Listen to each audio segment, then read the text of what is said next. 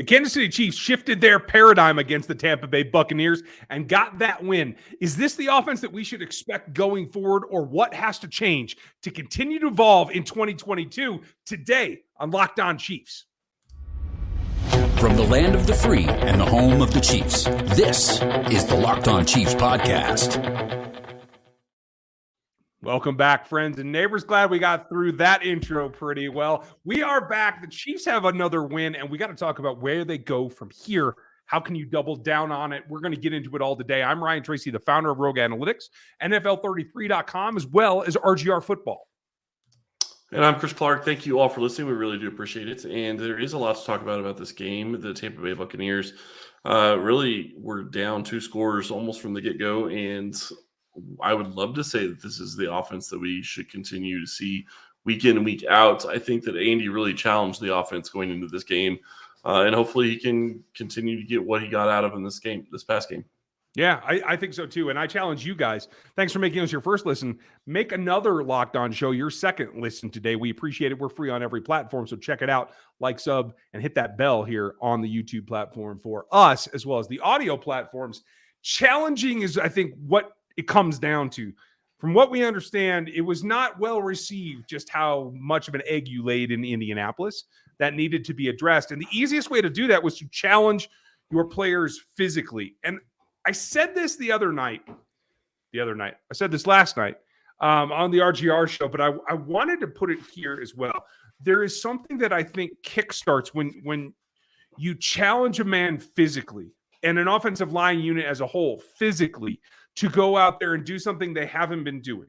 Now, in the NFL, there's not enough practice time to go around. So you practice what you play. If you don't practice something, you're not going to perform it very well. Execution isn't going to be there on Sunday. So by putting it into the weekly practice, it got them ready. I think it's something they have to double down on and do every week. Well, they're going to have to absolutely do it week 6, and I think that it would be good for them to do every week. Don't get me wrong. This game that is going to be coming up week 5, that's going to be a whole nother ball game, and we have an extra day to talk about it. So we will get to that eventually. But when you start looking at what this game meant for Kansas City, you're going up against Tom Brady. You're going up against the Buccaneers, who have a fantastic defense. They'd only allowed 27 points up to this point in 3 games, and Kansas City put 40 on them. Yeah. And don't get me wrong. Yeah, don't get me wrong. Tampa Bay helped with the turnover early in the game, and I get that, but that wasn't the lion's share of the scoring. So, yeah, and Patrick helped him out later with it, giving it back. That's the way that it goes. I think at the end of the day, the physicality, whether you use it in the way that they did, I mean, what was it? It ended up being 37 runs minus Patrick's 33 runs last night. That is a high volume for Andy Reid. It came out at 42%. Huge. If I calculate it right, it's like 42% of the play call last night. You take out a couple of sacks and the Patrick scrambles. That is a huge volume for Andy Reid. Can he do that every week? No, not even I can expect that. I'd love it, but I can't expect that. But just doing it more and being more physical about it, attacking the defense with that physicality in the run, I think that sets them up for success every week. And if it's 33%, maybe even a touch less, you could still get something done with it. I just think they can't go back to the 25% that it was the first 3 weeks of the season. That does not shock me that you want to go there. I will say it's Andy Reid, and he is a old dog, and generally you don't teach him new tricks. So we will see if they continue to go that route going forward. I do think it's going to be interesting to see what they do against the Raiders, because it is going to be setting up what they're going to be doing against the Bills. And that's going to be fascinating to watch. What I will say about this running game is every single running back was hitting the hole hard, and they were protecting the ball when it mattered the most. And that was something that was very impressive to see. And they put Isaiah Pacheco in at a very, very big moment in the fourth quarter. Gave him the hard carry, and he delivered. I mean, it wasn't a great run, but he didn't fumble the ball. And there are some running backs in this league that when you put the spotlights on them, they crumble at times. And he did not do that. He didn't shy away. He still was his normal self and ran the way he normally does. Well, that is something that I think lends itself to future development, especially when you have a tailback tandem at this point, or trio really, that you can get away with. It makes you future-proof in terms of injury. It makes you able to shift gears depending on who's hot. it opens up a lot of things. And as it goes on, I think that's more and more important for this team. It's not the only thing, though. The defense stood up, and we have to feel good about that. We're going to talk about them in depth after this break. But before that, the other thing is the special teams lock things back down. And I know you track the special teams more than anyone I know. You have to be happy with the performance, don't you? Yeah, I think you really do. And then Matthew Wright came in, did what he did, and he made 11 points. Kansas City won by 10. So his points were big. And obviously they would have changed things if he would have missed a couple of kicks. But everything was almost right down the money, or right down the middle. And I want to give props to Tommy Townsend, who did a very good job getting a high snap down to where it didn't seem like it threw off Wright's rhythm. And I really would have hated to see Wright miss that kick because the snap was off, but he put it right down the middle still. So, yeah, you got to take it for what it's worth. I think it's only going to get better now that what the team has done. They lost Jaron Ely to a suspension. Ely's a small dude. Looks like he was taking some peds. We'll see what happens. They brought back Marcus Kemp, who'd been out there for a bit, but another guy that lends himself now with both Therese Fountain and Marcus Kemp available for the special teams. You have to feel that if anything goes wrong, like they have the break glass guys to bring up and get ready should they need to.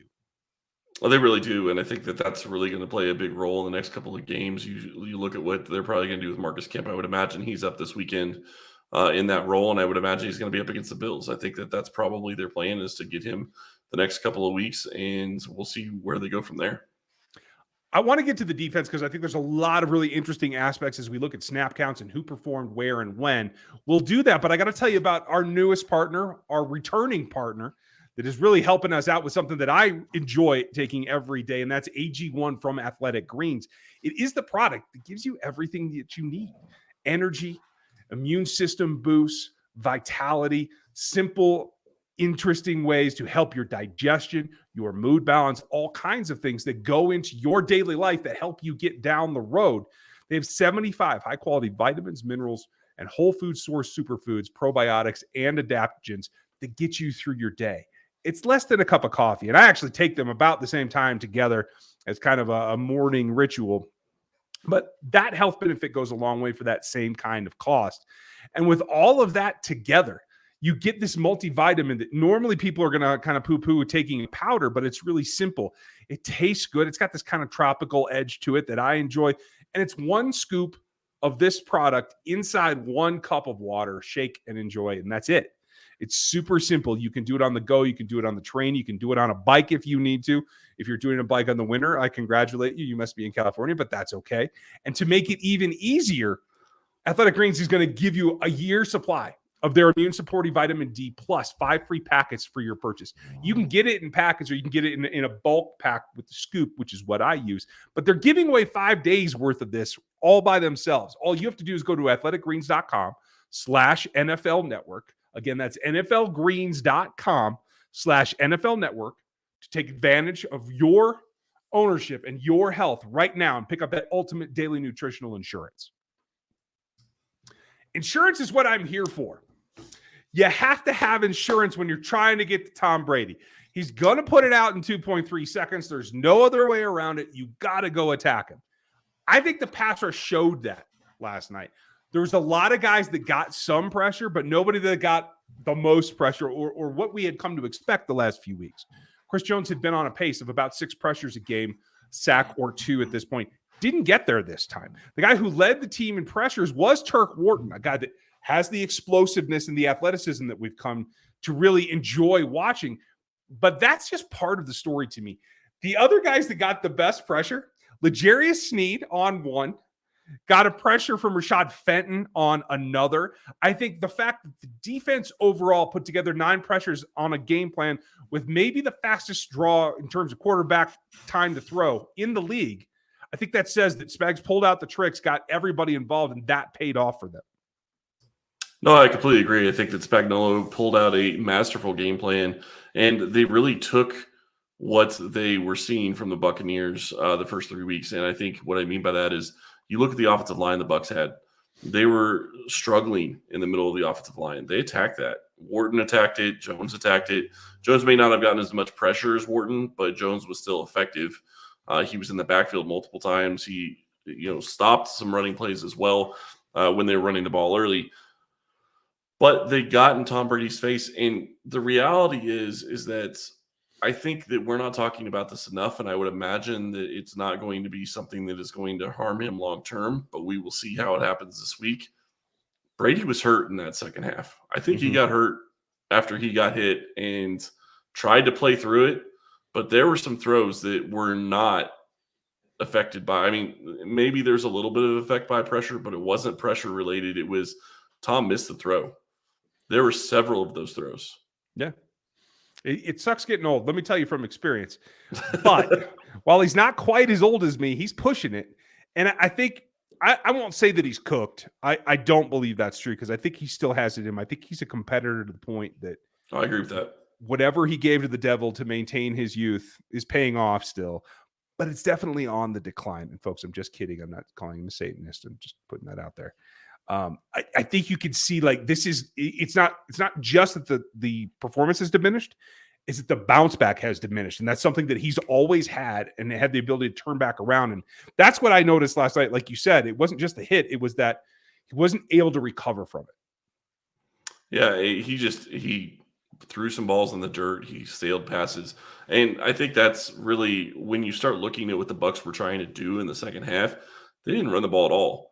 Brady was their answer, and they were going to throw it every single down. And if Brady would have been in a situation where he was on the entire night, maybe that outcome's different. Yeah. But Kansas City, with getting the pressure, with getting a hit on Brady, with making him pay with that hit and getting him on the ground, really changed the outcome of the game from that perspective.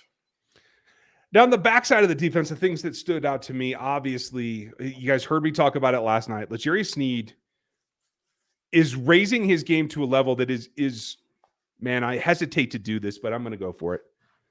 There hasn't been a DB that has been this all around in terms of stopping the run and blitzing the passer in Kansas City since James Hasty. That's just the way that it is.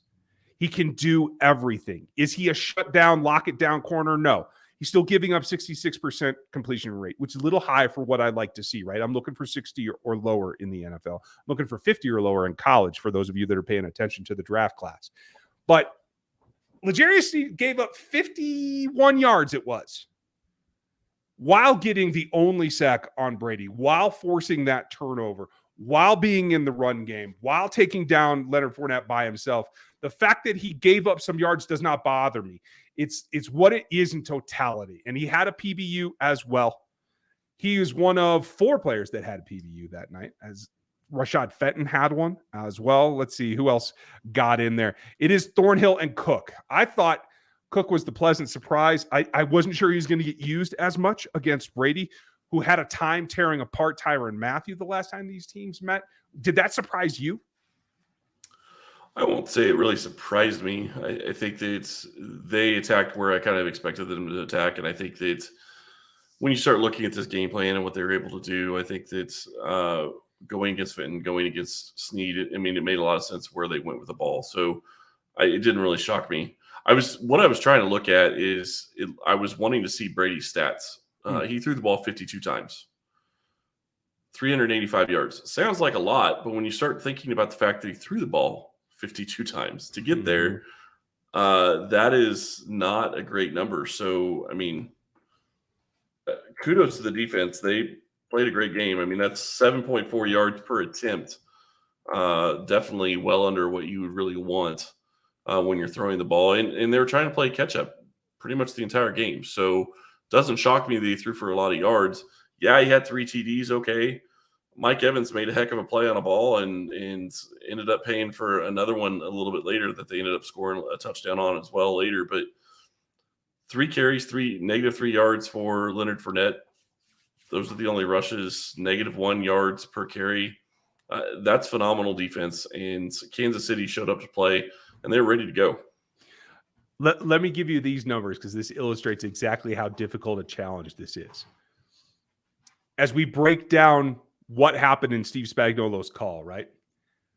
There were 15 snaps, 15 of his dropbacks, where he was blitzed.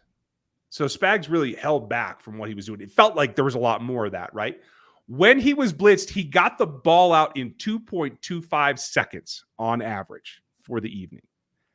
That's incredibly quick until you think about this. When he wasn't blitzed on the other 38 snaps, or the 45 total that they didn't get a pressure, or he was quote unquote kept clean according to PFF. On those two categories, he got the ball in 2.09 and 2.01. And so when you take that into consideration, the fact that the pass rush still got some pressures in that short a time span, and they were able to get PBUs by the secondary, I think you have to come away feeling like this defense is on the cusp of reaching what our goal was for them in the spring, in being a top 15 defense right now. And that's without McDuffie and without Willie Gay. I think that there's more in there. Do you? No, I agree. And I think Darius Harris has played a key role in some parts. I'm not going to say he's been fantastic. He's obviously a guy that is trying to play a little bit above his level. I think at least what he's been in this NFL to his career to this point. But you're absolutely right. This is without Willie Gay. Willie Gay will be back after the Bills game.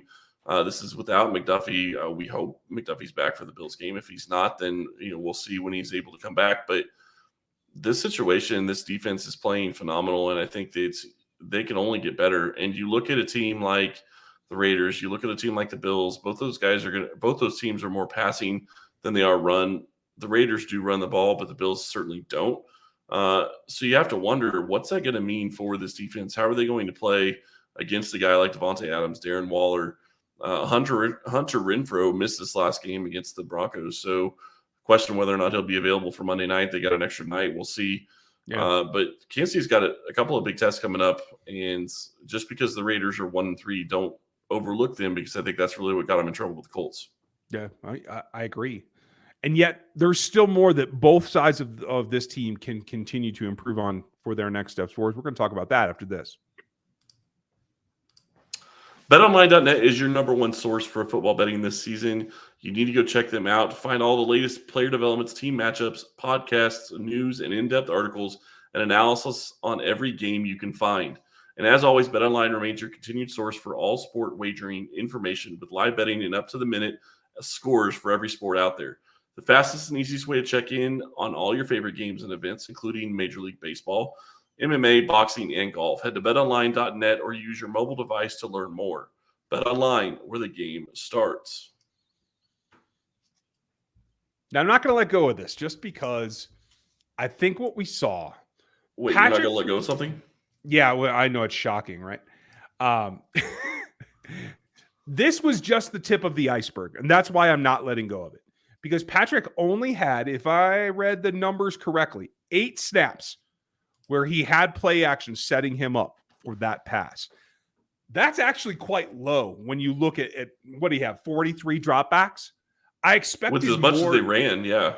Mm-hmm. Yeah, I mean, that's what fed it. They had 80 offensive snaps. There was plenty of room, and that's why I think that there's still more upside in this offense for how much they can run the play action, because I think at the end of the day, after this film, the Raiders have to respect the play action that much more. That draws them down out of the too high a little bit quicker.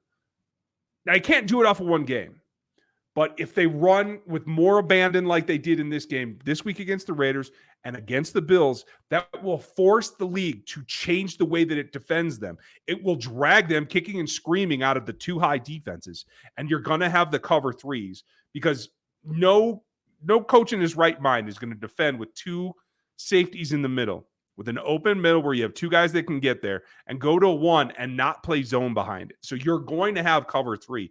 And that gives you a different set of beaters, of routes that defeat that defense.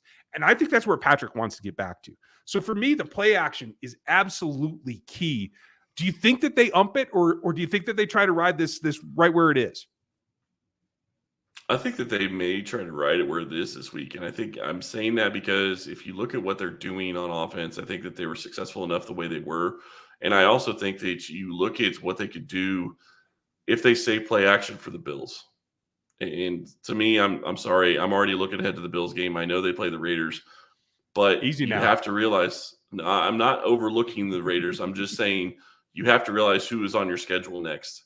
And whatever you put on film against this Raiders team, the Bills are going to be looking at specifically. If you don't show a ton of play action, they're not going to be ready for it as much in play action.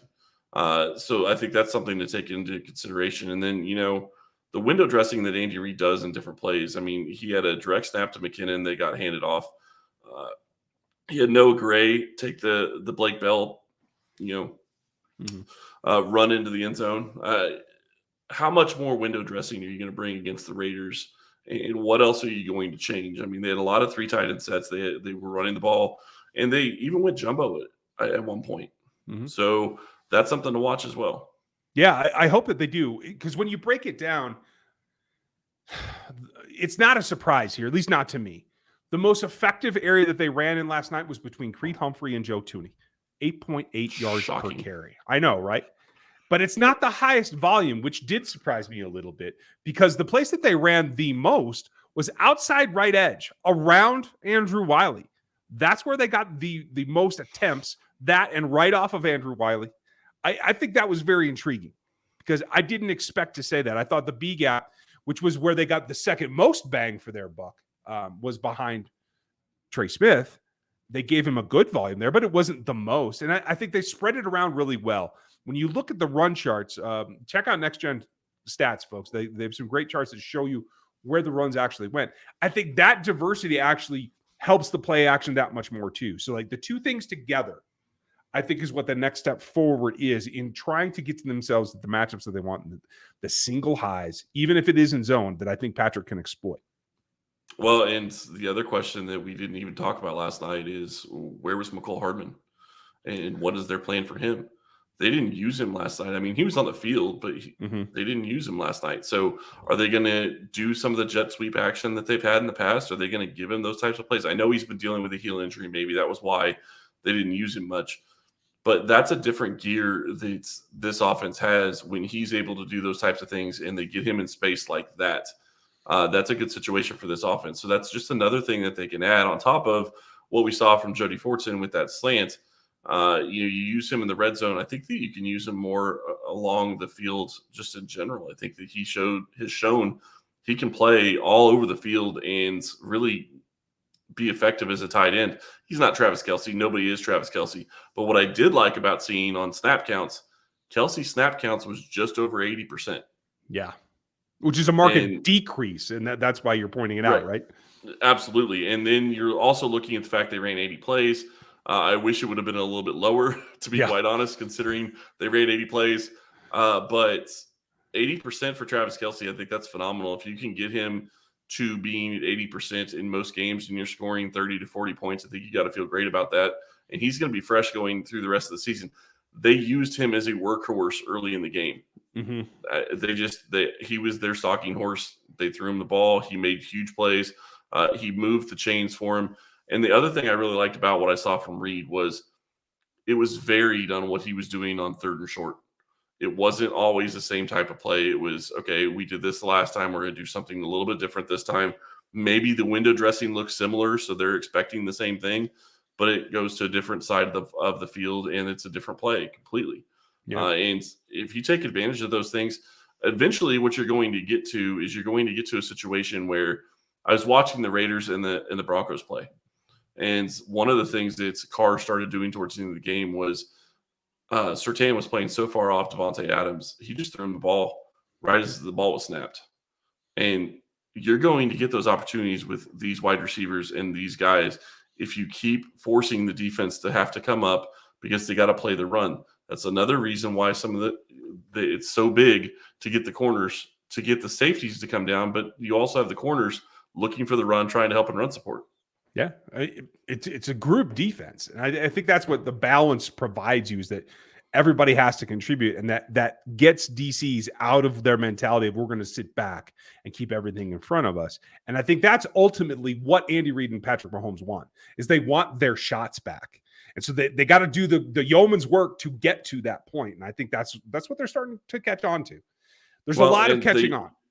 And they used MVS for some of those shot plays last night. Mm-hmm.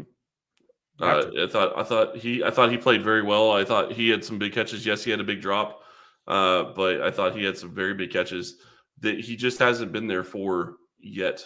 And they used Juju at times, and Juju was very effective. If you can get all three of those guys, and Sky Moore and McCole Hardman going, not to mention Jody Fortson or Noah Gray, I mean, Noah Gray had a great chance of making a big play other than the touchdown and dropped it. I mean, if he can start coming up with those plays and you get to a point where you have 7 or 8 guys that you can legitimately throw the ball to, you're going to be in great shape as an offense, and you're always going to be keeping people guessing. One of the stats that I love the most is seeing, I think Kansas City has 6 different people.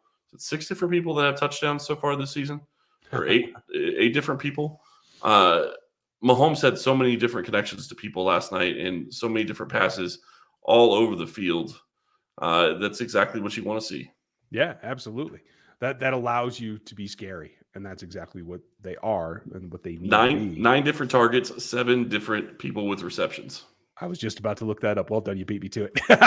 Sometimes you got to take your shots, like you said with MBS. And if you want to take your shot, folks, not only make us your first listen, which we very much appreciate, you want to check out what we're doing not only on Locked On Chiefs, but on Locked On NFL and everything else. And that's with the key predictions. You can find that every Friday on Locked On NFL, both in the audio feeds as well as the YouTube channel. Check that out for everything. It's available on the Odyssey app, YouTube, and wherever you get your podcasts. Also, check out Peacock and Williamson for their unique takes on this league. And hey, you can check out Chiefs Corner for Chris's work outside. You can check out NFL 33 for mine. We have a ton going. This is going to be a fun week as they get ready for Raiders. They got to build on this. We'll talk more about it tomorrow with Matt Derrick. Thanks for joining us today. We'll talk to you tomorrow.